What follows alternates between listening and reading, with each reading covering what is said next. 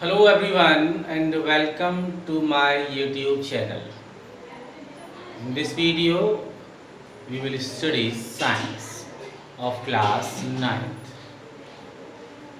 Till now in the previous three videos we had studied about the diversity in living organism, chapter number 7, which is belongs to the bio. पिछले 3 videos जो हमने बनाए उन 3 videos में हम पढ़ रहे थे डाइवर्सिटी इन लिविंग ऑर्गेनिज्म, जो चैप्टर नंबर 7 है हमारा। वो चैप्टर हम उसके 3 वीडियोस हम लोग बना चुके हैं, लेकिन आगे इस चैप्टर के वीडियोस आपको नहीं मिल पाएंगे because of this chapter is a remove from the syllabus.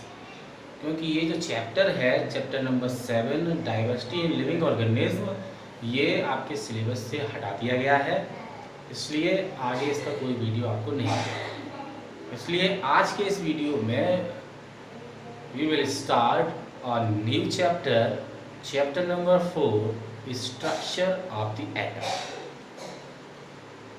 Chapter number 3 के बाद चैप्टर नंबर 3 में हमने पढ़ा था एटम्स एंड मॉलिक्यूल्स।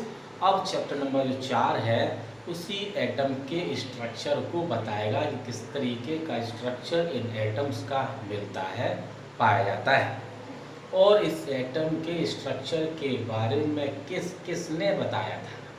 कई सारे साइंटिस्ट हुए जिन्होंने एटम के स्ट्रक्चर के बारे में बताया, उन्होंने अपनी अपनी थ्योरी इस एटम के स्ट्रक्चर के बारे में दी थी।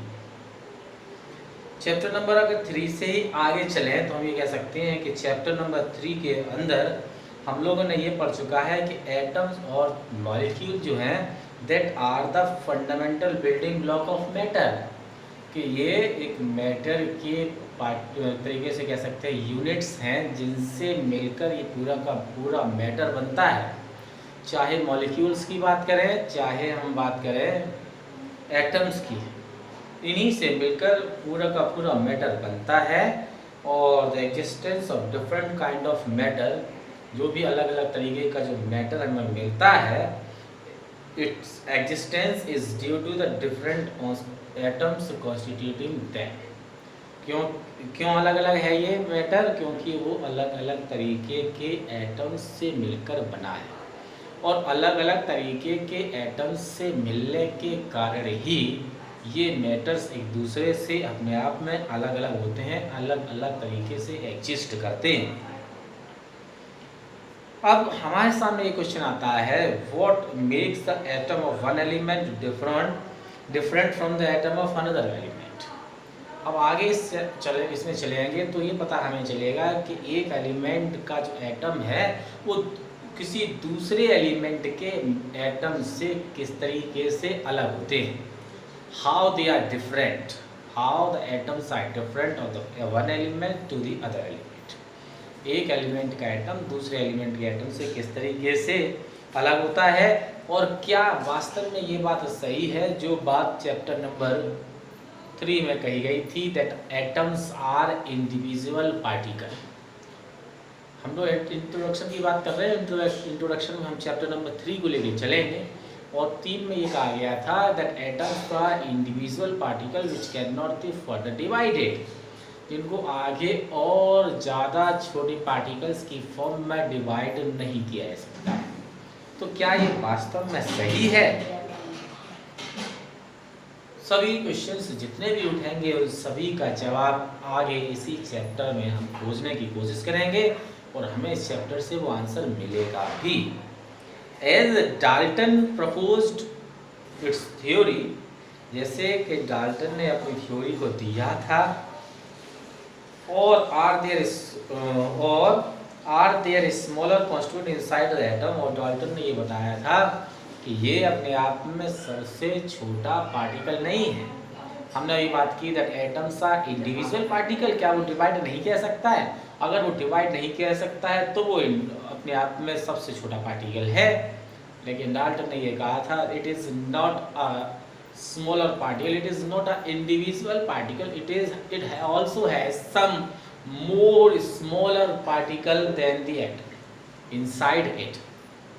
उन्होंने कहा था कि एटम के अंदर भी बहुत ज़्यादा, उससे ज़्यादा छोटे पार्टिकल्स मौजूद होते हैं, जिनको हम सब एटॉमिक पार्टिकल के नाम से जानते हैं, और इनको हमने नाम दिया था इलेक्ट्रॉन, न्यूट्रॉन और प्रोटॉन्स। वो वहाँ पर मौजूद होते हैं, जिसमें इलेक्ट्रॉन्स जो है वो उस एटम के चारों, न्यूक्लियस के चारों ओर चक्कर लगाते हैं, और प्रोटॉन्स और जो न्यूट्रॉन्स हैं वो एटम के न्यूक्लियस के अंदर मौजूद रहते हैं।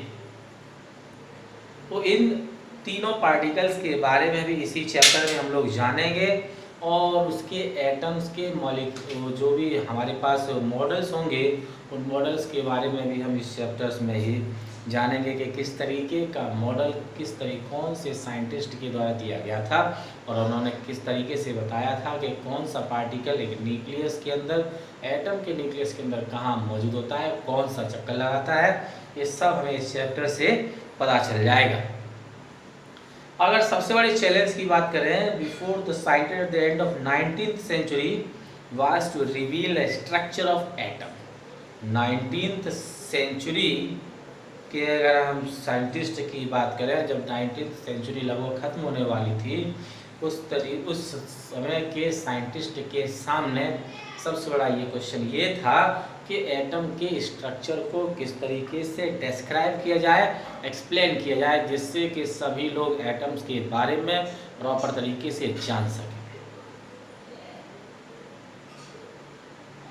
The elucidation of the structure of atom is based a series of experiment। और जब इस एटम के स्ट्रक्चर के बारे में पूरी जानकारी प्राप्त की गई, तो उस जानकारी के लिए कई सारे एक्सपेरिमेंट किए गए लगातार, और कई सारे एक्सपेरिमेंट परफॉर्म करने के बाद एटम के स्ट्रक्चर के बारे में पता चला है।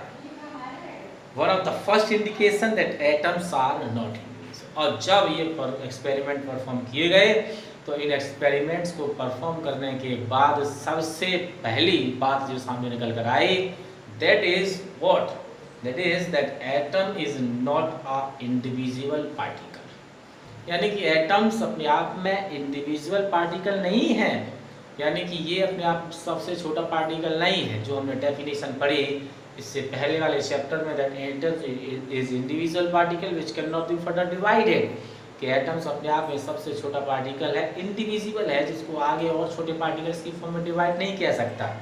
तो ये जो हमने डेफिनेशन पढ़ी थी, वो यहाँ पर आके एक तरीके से हो जाती है गलत, क्योंकि इस तरह सारे जब एक्सपेरिमेंट परफॉर्म किए गए to know about the structure of atom, then scientist concluded that atom is not an individual particle. तब वहाँ से ये पता चला कि एटम जो है वो अपने आप में इंडिविजुअल पार्टिकल नहीं है, that is divisible, that have 3 सब एटमिक पार्टिकल इनसाइड इट। उसके अंदर भी 3 सब एटमिक पार्टिकल जो है वो मौजूद होते हैं।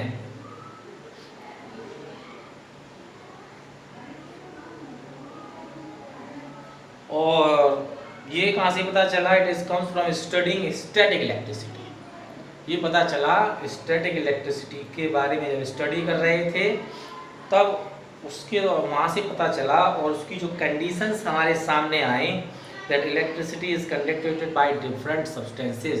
इलेक्ट्रिसिटी जो है वो डिफरेंट सब्सटेंसेस के द्वारा कंडक्ट की जाती है। जब ये पूरा जानकारी प्राप्त की जा रही थी, तब वहाँ से ये पता चला कि एटम जो है वो अपने आप में इंडिविजुअल पार्टिकल नहीं। तो कई सारे ऐसे एक्सपेरिमेंट थे जो साइंटिस्ट ने वहाँ पर परफॉर्म किए, और उसके बाद ही बताया था that atoms it's not a individual particle, ये इंडिविजुअल नहीं है, it is a divisible particle. After that 3 सब एटमिक पार्टिकल्स आर डिस्कवर। उसके बाद 3 सब एटमिक पार्टिकल्स की खोज हुई, जिनको इलेक्ट्रॉन, प्रोटॉन्स और न्यूट्रॉन्स के बाद नाम से जाना जाता है। और आगे इस चैप्टर में हम इन्हीं चार्ज पार्टिकल्स के बारे में पढ़ेंगे, which are electrons, protons and neutrons. इन्हीं के बारे में आगे चैप्टर में बताया जाएगा, और हम जानेंगे इनके बारे में अपने अगले वीडियो में।